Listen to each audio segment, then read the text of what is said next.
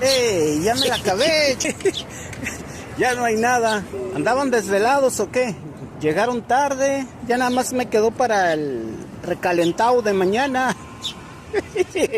Mira, ¿dónde andaban? No te lo vayas a acabar.